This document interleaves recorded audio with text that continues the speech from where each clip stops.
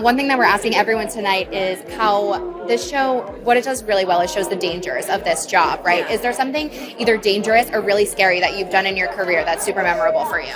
Oh, dangerous or really scary? Yeah, I shot a movie last year in Greece that we had a premiere at TIFF this fall, and it's going to come out sometime next year. We shot a lot of it in a marble mine in the mountains, like the northeastern mountains in Greece. And there was a scene where a bunch of us had to sort of flee from a scary event, I'll say, wearing really high heels with haze just everywhere, blinding you, and knowing that at the end, right beyond the cameras, was a sheer drop because we were on a mountain.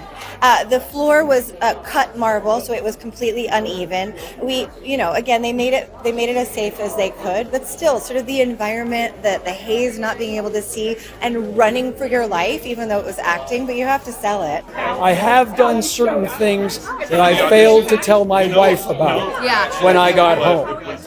Pretending to fly a plane for Michael Mann while actually flying a plane with Michael Mann and the pilot holding the camera, Michael Mann in the back, Bruce McGill, the actor, and Michael Moore, the Attorney General for Mississippi, are all in this plane at 11,000 feet, small private jet. I am pretending to fly it.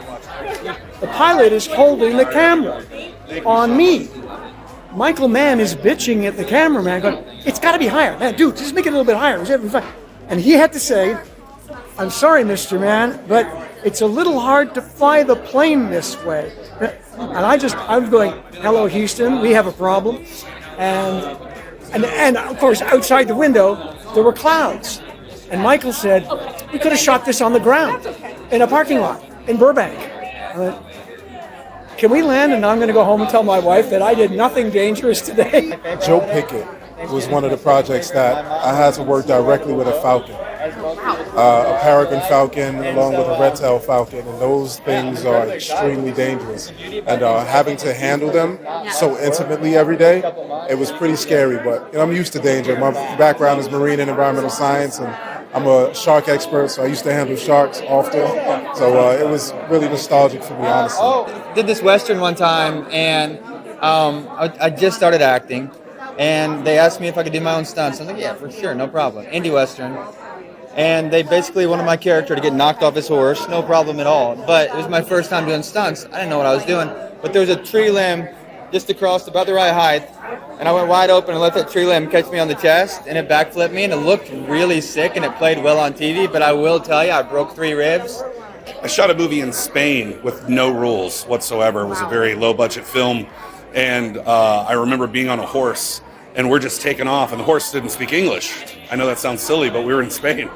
And I'm like, whoa. And he's like, uh-oh. I'm like, what does he stop to? But the horse actually stopped on his own as we neared a cliff. And I remember thinking, like, this is definitely different than what you're used to in America. Not that it was bad, it was just different. I don't know that there's an aspect of the music business that isn't scary or dangerous, but I don't know, I grew up bull riding, so I kind of look at it like that aspect. It's like, okay, you know what, we did this for so long, it's like, nothing's going to be too scary. It's just same aspect, just tie in and just see what happens. Get them for the ride, hope to hang